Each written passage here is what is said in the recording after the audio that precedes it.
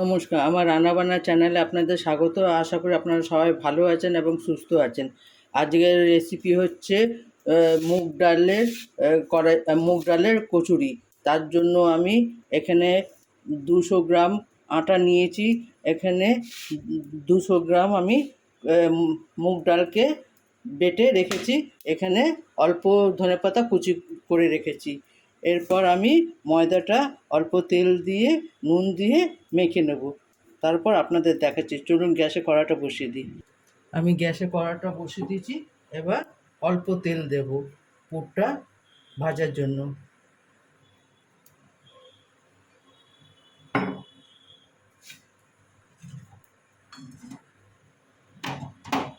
আপনারা এইভাবে একবার করে দেখবেন, খেতে বেশ ভালো লাগে।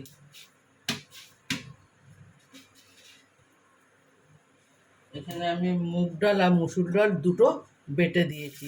আপনারা নিরামিষ যদি খান তাহলে শুধু মুগ ডাল দেবেন।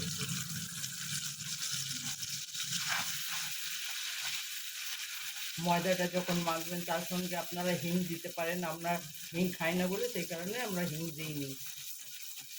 এর মধ্যে আপনার চাট মশলা দিতে পারেন, আমচুর দিতে পারেন এই পুরে।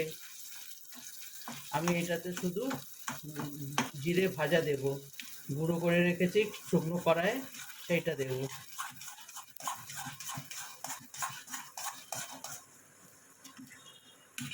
এইভাবে একবার ভালো মতো পুরটাকে ভেজে নেবেন।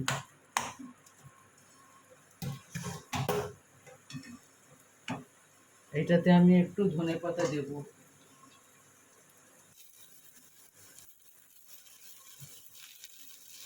ধনেপাতা দেবো, পরিমাণ মতো নুন দেব। আপনারা যে যা স্বাদ অনুযায়ী নুন দেবেন।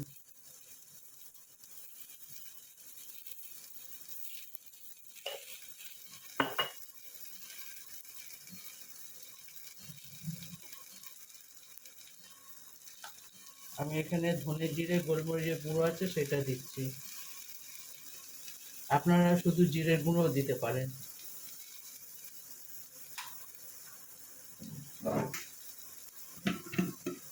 অল্প একটু চিনি দেব, পুরটা খেতে ভালো লাগবে।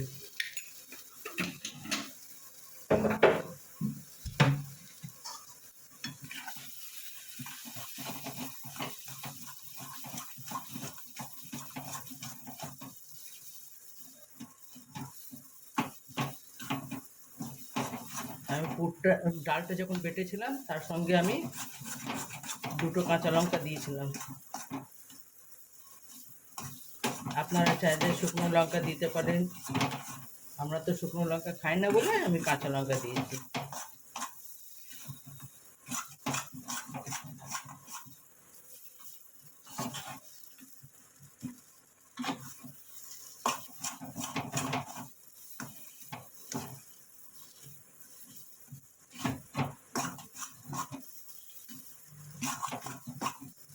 দেখুন আমার পুরটা রেডি হয়ে গেছে। এবার আমি আটাটা মেখে পুরটা ভরে নিই, তারপরে দেখাচ্ছি আপনাদের। এখানে আমার সব কচুরি বেলা হয়ে গেছে। এবার আমি এটাকে ভাজবো। চলুন এবার আমি গ্যাসে কড়াটা বসিয়ে তেলটা গরম করার জন্য বসিয়ে দিয়েছি। এবার আমি এগুলোকে ভেজে নেব। আপনারা একবার এইভাবে করে দেখবেন। এটা আলুর দম, হ্যাঁ, আলুর কারির সঙ্গে খেতে বেশ ভালো লাগে। আমি আজকে এটা ধনেপাতা চাটনির সঙ্গে খাবো। আমি আলুর দম বা আলুর কারি কোনো কিছু করব না, শুধু ধনেপাতার চাটনির সঙ্গে আমি এটা খাবো। আপনারা একবার এইভাবে অবশ্যই করে দেখবেন, এটা বেশ খেতে ভালো লাগে। আপনি এটাতে একটু আমচুর, হ্যাঁ, একটু জিরের গুঁড়ো এগুলো দেবেন, তাহলে খেতে বেশ ভালো লাগবে। এটা মুগ ডাল আর মুসুর ডাল আছে তো। আর যদি নিরামিষ খাবেন তাহলে মুসুর ডাল দেবেন না, শুধু মুগ ডাল দেবেন। দেখুন আমার কচুরিগুলো কীভাবে ফুলেছে।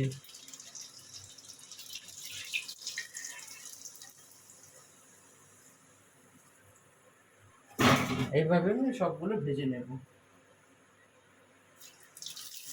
এটা করতে খুব একটা সময় লাগে না, সব রেডি করে রাখবেন, তাহলে সময় লাগবে না।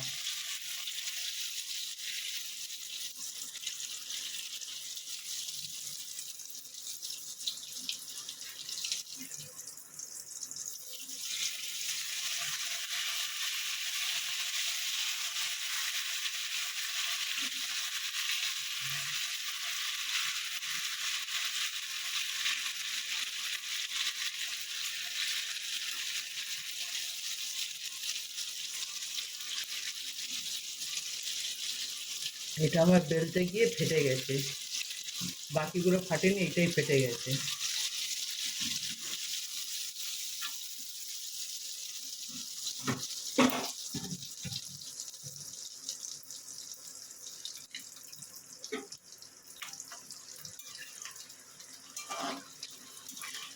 আপনি একবার এইভাবে অবশ্যই করে দেখবেন, আমাকে কমেন্ট করে অবশ্যই আমাকে জানাবেন যে এটা কেমন খেতে হয়েছে।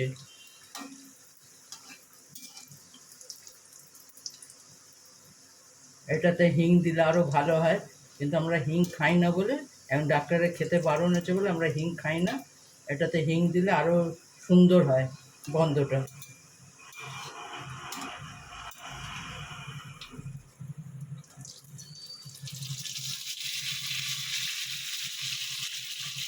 আমি এইভাবে সবটা ভেজে নেব। দেখুন আমার সব কচুরি ভাজা হয়ে গেছে। আপনারা অবশ্যই এইভাবে করে দেখবেন।